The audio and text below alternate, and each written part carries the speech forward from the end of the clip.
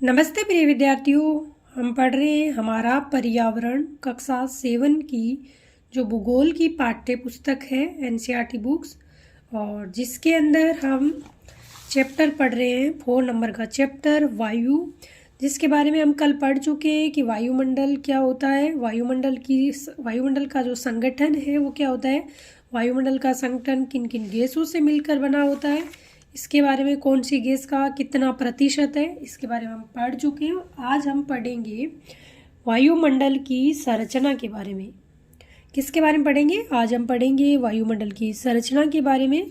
प्रिय विद्यार्थियों, आप अगर सीटेट की तैयारी कर रही है एसएसटी सब्जेक्ट की, और राजस्थान में रीट पात्रता परीक्षा और मेंस एग्जाम की तैयारी कर रहे हैं एसएसटी से, तो ये क्लास आपके लिए बहुत ही महत्वपूर्ण है, क्योंकि राजस्थान रीट पात्रता परीक्षा, राजस्थान रीट मेंस परीक्षा और सीटेट एग्जाम एसएसटी सब्जेक्ट, अगर आप एसएसटी से सेकंड ग्रेड की तैयारी कर रहे हैं तो भी ये क्लास आपके लिए बहुत महत्वपूर्ण होने वाली है, क्योंकि एनसीईआरटी से वहाँ पर जो आपकी एसएसटी की बुक है उनसे आपके प्रश्न पूछे जाते हैं। तो आज हम पढ़ेंगे वायुमंडल की संरचना। हमारा वायुमंडल 5 परतों में विभाजित है। सबसे अगर सरल प्रश्न पूछेंगे तो कि हमारा वायुमंडल कितनी परतों में विभाजित है, तो आप बताओगे 5 परतों में विभाजित है। जो पृथ्वी की सतह से आरंभ होती है यह है सौभ मंडल, समताप मंडल, मध्य मंडल, बाह्य मंडल एवं बहिर्मंडल। इनका कई बार तो क्रम पूछ लिया जाता है, नीचे से ऊपर की ओर जब जाते हैं हम धरातल से आकाश की तरफ जाते हैं तो इनका यही क्रम है, और 5 ये आपकी मंडल है। सबसे पहले हम पढ़ेंगे सौभ मंडल के बारे में। ये परत वायुमंडल की सबसे महत्वपूर्ण परत है। पूछा जा सकता है कि वायुमंडल की सबसे महत्वपूर्ण परत आपकी सौभ मंडल है। इसकी औसत ऊंचाई आपकी 13 किलोमीटर है। कितनी है? 13 किलोमीटर है। हम इसी मंडल में मौजूद वायु में सांस लेते हैं। मानव जो पशु है वो कौन सी मंडल में रहते हैं? तो वो आपकी सौभ मंडल में रहते हैं। और मौसम की लगभग सभी घटनाएं जैसे वर्षा होना, कुहरा होना, ओलावर्षण इसी परत के अंदर होती हैं। आपसे पूछे कि मौसम की सभी घटनाएं लगभग कौन से मंडल में होती हैं, तो आप बताओगे ये होती है आपकी सौभ मंडल में। फिर आपसे पूछे कि वर्षा, कुहरा, ओलावर्षण इस प्रकार की जो मौसमी घटनाएं होती है वो कौन से मंडल में होती है, तो वो आपकी होती है सौभ मंडल में। फिर हम पढ़ेंगे समताप मंडल के बारे में। सौभ मंडल के ऊपर का भाग समताप मंडल कहलाता है। यह लगभग 50 किलोमीटर की ऊंचाई तक फैला है। तो आपको ध्यान रखना है, सौभ मंडल के बाद में दूसरी आपकी जो मंडल आती है वो समताप मंडल आती है। पूछा जा सकता है कि सौभ मंडल के बाद में कौन सी परत आती है? समताप मंडल। और वो कितने किलोमीटर तक फैली है? 50 किलोमीटर तक फैली है। ये परत बादलों एवं मौसम संबंधी घटनाओं से लगभग मुक्त होती है। देखो, एक शब्द होता है युक्त होती है। युक्त का मतलब वो चीज़ वहाँ पर आपकी मौसम संबंधी, बादलों संबंधी घटनाएं होती है। मुक्त है मतलब वो फ्री है। तो जो आपका समताप मंडल है उसमें बादल संबंधी या मौसम संबंधी घटनाएं नहीं होती है। ये प्रश्न अभी सीटेट में 20 अगस्त 2023 को हुआ, उसमें ये प्रश्न पूछा गया कि बादलों एवं मौसम संबंधी घटनाएं लगभग मुक्त होती है, कि ये परत बादलों एवं मौसम संबंधी घटनाओं से लगभग मुक्त होती है। और हवाई जहाज उड़ाने के लिए ये आपकी जो परत होती है वो सबसे उपयुक्त होती है। तो ये प्रश्न इसी प्रकार लैंग्वेज थोड़ी सी घुमा के अभी पूछा गया था। इसके फलस्वरूप यहाँ की परिस्थितियाँ हवाई जहाज उड़ाने के लिए आदर्श होती है। आपसे पूछिए कि हवाई जहाज उड़ाने के लिए कौन से मंडल की जो परिस्थितियाँ होती है आदर्श होती है, तो आप बताओगे समताप मंडल की परिस्थितियाँ आदर्श होती है। समताप मंडल की एक महत्वपूर्ण विशेषता यह है कि इसमें ओजोन गैस की परत होती है। वेरी मोस्ट समताप मंडल की विशेषता क्या होती है? ओजोन परत होती है। ये परत सूर्य से आने वाली हानिकारक गैसों से हमारी रक्षा करती है। आपसे पूछे कि जो समताप मंडल है उसमें जो मौसम संबंधी घटनाएं, बादल संबंधी घटनाओं से ये युक्त है या मुक्त है, तो ये फ्री है। इसमें मौसम संबंधी, बादल संबंधी घटनाएं लगभग नहीं होती है। और हवाई जहाज उड़ाने के लिए आदर्श स्थिति कौन सी परत में होती है, तो समताप मंडल में। ओजोन परत कौन से मंडल में पाई जाती है, तो समताप मंडल में पाई जाती है। और ओजोन परत आपसे पूछे कि सूर्य से आने वाली हानिकारक जो किरणें होती हैं, गैस होती है, उनसे हमारी रक्षा कौन सी गैस करती है, तो आपकी ओजोन गैस करती है। फिर आता है आपका मध्य मंडल। यह है वायुमंडल की तीसरी परत है। पहली परत आपकी शोभ मंडल, दूसरी समताप मंडल, तीसरी आपकी मध्य मंडल। मध्य मंडल ये वायुमंडल की तीसरी परत है। ये समताप मंडल की ठीक ऊपर होती है। ये लगभग 80 किलोमीटर की ऊंचाई तक फैली है। कितने किलोमीटर की ऊंचाई तक? 80 किलोमीटर की ऊंचाई तक फैली है। अंतरिक्ष से प्रवेश करने वाला उल्का पिंड इस परत में आने पर जल जाता है। पूछा जा सकता है कि जो उल्का पिंड होते हैं वो कौन सी परत में आने से जल जाता है, तो आपका मध्य मंडल आंसर होगा। फिर आपकी आती है बाह्य मंडल। बाह्य वायुमंडल में बढ़ती ऊंचाई के साथ तापमान अत्यधिक तीव्रता से बढ़ता है। क्या कह रहा है इस स्टेटमेंट में? आपसे ये प्रश्न पूछा जा सकता है कि बाह्य वायुमंडल में बढ़ती ऊंचाई के साथ तापमान अत्यधिक मात्रा में बढ़ता है। तो आपसे पूछा जा सकता है कि बढ़ता है या घटता है। तो याद रखना, जिस प्रकार हम ऊपर की तरफ जाएंगे तापमान बढ़ेगा और वायु दाब क्या होगा? कम होगा, क्योंकि वायु दाब जो समुद्र की सतह पर सबसे अधिक होता है, और जिस प्रकार हम ऊपर बढ़ते हैं तो तापमान बढ़ता है और वायु दाब आपका घटता है। आयन मंडल इस परत का एक भाग है। पूछे कि आयन मंडल कौन सी परत का भाग है, तो आप बताओगे बाह्य वायुमंडल का भाग है। आयन मंडल इस परत का एक भाग है। ये 80 से 400 किलोमीटर तक फैली है। पूछा जा सकता है कि 80 से 400 किलोमीटर तक कौन सी आपकी जो परत फैली है? रेडियो संचार के लिए इस परत का उपयोग होता है। पूछा जा सकता है कि रेडियो संचार के लिए किस परत का उपयोग होता है, तो आपका बाह्य वायुमंडल का होता है। वास्तव में पृथ्वी से प्रसारित रेडियो तरंगे इस परत द्वारा पुनः पृथ्वी पर परावर्तित कर देती है। ये प्रश्न भी स्टेटमेंट में पूछा गया है कि पृथ्वी से प्रसारित रेडियो तरंगे किस परत से वापस पृथ्वी पर परावर्तित कर दी जाती है, तो आपकी बाह्य वायुमंडल। फिर आपका आता है बहिर्मंडल। लास्ट परत आपकी है बहिर्मंडल। वायुमंडल की सबसे ऊपरी परत को बहिर्मंडल के नाम से जाना जाता है। ये वायु की पतली परत है। किस प्रकार की परत है? पतली परत है। हल्की गैसें जैसे हीलियम एवं हाइड्रोजन यहीं से अंतरिक्ष में तैरती है। आपसे पूछे कि जो हीलियम और हाइड्रोजन गैस है वो कौन सी परत में जो आपकी तैरती है, तो आप बताओगे बहिर्मंडल में। प्रिय विद्यार्थियों, आपसे पूछे कि वायुमंडल की संरचना कितनी परतों से बनी है, आप बताओगे 5 परतों से। कौन कौन सी परत है? शोभ मंडल, समताप मंडल, मध्य मंडल, बाह्य मंडल और बहिर्मंडल। ये 5 परत है। और कौन सी परत में कौन सी क्रिया होती है, यहाँ से ये प्रश्न, इस प्रकार के प्रश्न बनते हैं। आगे हम एक बार इस चित्र को मैं आपको दिखा देती हूँ। ये आपका चित्र है और ये आपकी सबसे नीचे शोभ मंडल, फिर समताप मंडल, फिर आपकी मध्य मंडल, फिर आपका आता है बाह्य वायुमंडल, फिर आपकी आती है बहिर्मंडल। इसको आपको नीचे से ऊपर की तरफ इन जो परतों की स्थिति है ये आपको याद रखनी है। अब हम पढ़ेंगे मौसम एवं जलवायु के बारे में। मौसम क्या होता है, जलवायु क्या होती है। क्या आज वर्षा होगी? क्या आज का दिन साफ होगा और धूप निकलेगी? कितनी ही बार हमने क्रिकेट प्रेमियों के मुंह से एक दिवसीय मैच के भविष्य पर अनुमान लगाते सुना होगा। यदि हम कल्पना करें कि हमारा शरीर एक रेडियो है और मस्तिष्क उसके स्पीकर हैं, तो मौसम वह है जो इसके नियंत्रण बटनों से छेड़छाड़ करता रहता है।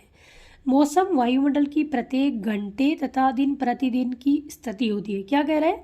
मौसम वायुमंडल की प्रत्येक घंटे तथा दिन प्रतिदिन की स्थिति होती है। आर्द्र एवं गर्म मौसम किसी को भी चिड़चिड़ा बना सकता है। अच्छा हवादार मौसम हमें आनंद देता है और हम घूमने की योजना भी बना सकते हैं। मौसम नाटकीय रूप से दिन प्रतिदिन बदलता है। जिस प्रकार नाटक के किरदार बदलते हैं उस प्रकार मौसम बदलता है, क्योंकि आपने देखा होगा कि सुबह शीत लहर चल रही होती है, दोपहर में गर्मी हो रही होती है और शाम का मौसम शांत होता है। तो मौसम दिन में कितनी ही बार चेंज हो सकता है। ये क्या होती है? एक दिन प्रतिदिन की घटना होती है। घंटे भर में मौसम चेंज हो सकता है, किंतु दीर्घ काल में किसी स्थान का औसत मौसम उस स्थान की जलवायु कहलाती है। एक चीज़ को आपको समझना है कि जो मौसम होता है वो दिन प्रतिदिन या घंटे की स्थिति होती है, और आपकी जलवायु होती है वो एक लंबी स्थिति होती है। जिस प्रकार हम समझते हैं ना 4 महीने की शीत ऋतु, 4 महीने की ग्रीष्म ऋतु, तो इस प्रकार जो लंबा टाइम होता है वो जलवायु होती है। क्या अब आप समझ गए कि हम मौसम का दैनिक पूर्वानुमान क्यों करते हैं? आगे दे रखा है आपका तापमान के बारे में दे रखा है कि तापमान कैसे बढ़ता है, कैसे घटता है, कहाँ पर अधिक होता है। आज प्रतिदिन जिस तापमान का अनुभव करते हैं, आप प्रतिदिन जिस तापमान का अनुभव करते हैं वह वायुमंडल का तापमान होता है। वायु में मौजूद ताप एवं शीतलता के परिणाम को तापमान कहते हैं। वायुमंडल का तापमान केवल दिन और रात में ही नहीं बदलता, बल्कि ऋतुओं के अनुसार भी बदलता है। शीत ऋतु की अपेक्षा ग्रीष्म ऋतु ज़्यादा गर्म होती है। ये बता रहा है कि तापमान किस ऋतु में किस प्रकार बदलता है या घटता बढ़ता है। एक पॉइंट आता है आपका, आतपन क्या होता है। ये एक महत्वपूर्ण कारक है जो तापमान के वितरण को प्रभावित करता है। कौन? आतपन। सूर्य से आने वाली वह ऊर्जा जिसे पृथ्वी रोक लेती है आतपन कहलाता है। आतपन क्या होता है? सूर्य से आने वाली वह ऊर्जा जिसे पृथ्वी रोक लेती है उसे आतपन कहते हैं। आतपन सूर्यताप की मात्रा भूमध्य रेखा से ध्रुवों की ओर घटती है। ये प्रश्न स्टेटमेंट में पूछा जा सकता है कि आतपन की मात्रा भूमध्य रेखा से ध्रुवों की ओर आप जैसे से जाते हैं तो क्या होती है? घटती है। इसलिए तापमान उसी प्रकार घट जाता है। क्या आप समझ गए होंगे कि ध्रुव बर्फ से क्यों ढके हुए? क्योंकि भूमध्य रेखा पर तापमान अधिक होता है और जिस प्रकार भूमध्य रेखा से हम ध्रुवों की तरफ जाते हैं तो तापमान वहाँ कम होता है।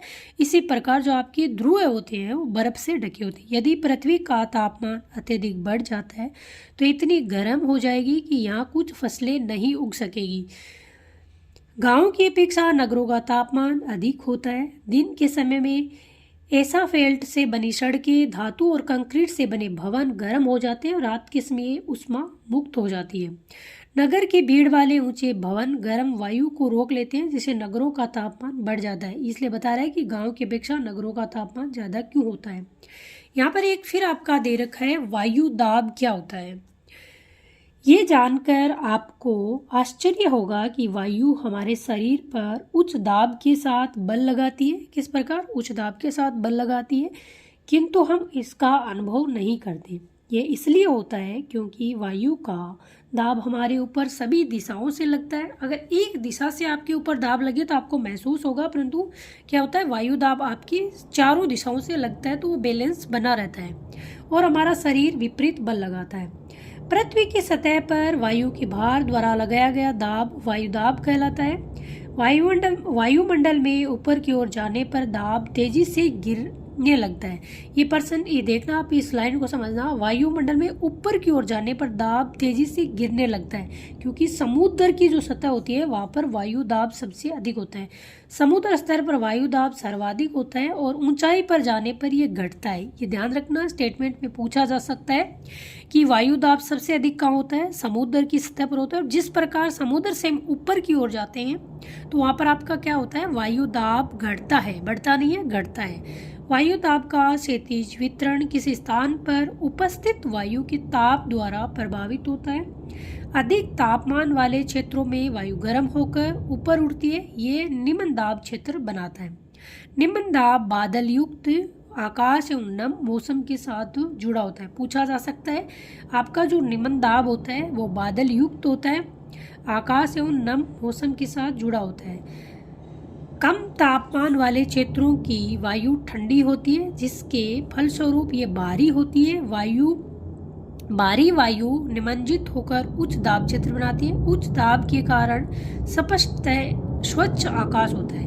वायु सदैव उच्च दाब से निम्न दाब की ओर गमन करती है। ये स्टेटमेंट कई बार पूछा गया है कि वायु सदैव उच्च दाब से क्षेत्र से निम्न दाब की ओर गमन करती है। किस प्रकार? मानो ये कि कोई ये उच्च दाब क्षेत्र है, ये क्या है आपका? उच्च दाब का क्षेत्र है और वायु यहाँ से इस प्रकार बह रही है। मानो कि वायु आपकी इस प्रकार ये बह रही है, तो ये आपका निम्न दाब का कोई केंद्र है। इसको भरने के लिए आपकी वायु क्या होगी? इस प्रकार बहेगी। तो उच्च दाब से निम्न दाब की ओर इस क्षेत्र को भरने के लिए वायु इस प्रकार बहेगी। इस चीज़ को आपको ध्यान रखनी है। प्रिय विद्यार्थियों, कल पढ़ेंगे हम ये पवन के बारे में। अभी इसमें बचा है पवन क्या होती है और आपका आर्द्रता क्या होती है, तो इसको हम कल पढ़ेंगे, नहीं तो ये चैप्टर लंबा हो जाएगा। और यहाँ पर कुछ स्टेटमेंट दे रखे हैं, उनको हम देख लेते हैं। पहले तापमान को मापने की मानक इकाई डिग्री सेल्सियम है। आपसे पूछा जा सकता है तापमान को मापने की मानक इकाई डिग्री सेल्सियस है। इसका आविष्कार एडर से सेल्सियस ने किया। पूछा जा सकता है कि जो तापमान मापने की इकाई आपकी डिग्री सेल्सियस है, उसका आविष्कार किसने किया? एडर सेल्सियस ने किया। सेल्सियस पैमाने पर जल 0 डिग्री सेल्सियस पर जमता है। आपसे पूछे कि सेल्सियस पैमाने पर जल कितनी डिग्री पर जमता है? 0 डिग्री पर आपका जमता है, 100 डिग्री पर सेल्सियस पर आपका उबलता है। इस स्टेटमेंट को ध्यान रखना। फिर दे रखा है, क्या आप जानते हैं कि चांद पर वायु नहीं है, अतएव वहाँ वायुदाब भी नहीं है। अंतरिक्ष यात्री जब चांद पर जाते हैं तो वे विशेष रूप से सुरक्षित हवा से भरी हुई अंतरिक्ष पोशाक पहनते हैं। यदि वे इस अंतरिक्ष पोशाक को न पहने तो अंतरिक्ष यात्रियों के शरीर द्वारा विपरीत बल लगाने के कारण उनकी रक्त सिराएं फट सकती है। इससे अंतरिक्ष यात्री रक्त स्रावित हो सकते हैं, इसलिए वो क्या करते हैं, जो अंतरिक्ष की पोशाक होते हैं वो पहन के जाते हैं। पवन का नाम उसके आने की दिशा के आधार पर निर्धारित होता है। बिल्कुल जिस दिशा से जिस प्रकार की पवन चलती है उसको उसी प्रकार नाम देते हैं।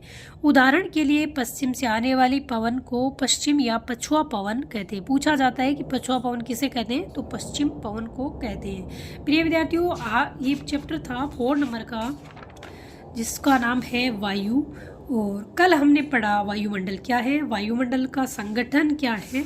आज हमने पढ़ा वायुमंडल की संरचना के बारे में और मौसम और जलवायु के बारे में, तापमान के बारे में, आतपन के बारे में और वायु दाब के बारे में पढ़ा। और कल हम पढ़ेंगे पवन क्या है, पवन और कौन कौन सी पवनें होती है, कितने प्रकार की पवनें होती है और आपकी आर्द्रता क्या होती है, इसके बारे में पढ़ेंगे हम कल। प्रिय विद्यार्थियों, पढ़ते रहिए, स्वस्थ रहिए, मस्त रहिए, अपना और अपने परिवार का ध्यान रखिएगा और एक लंबा लक्ष्य बनाइएगा। जब तक आप लक्ष्य तक नहीं पहुंचते तब तक आप मेहनत करते रहिए। जय हिंद, जय भारत।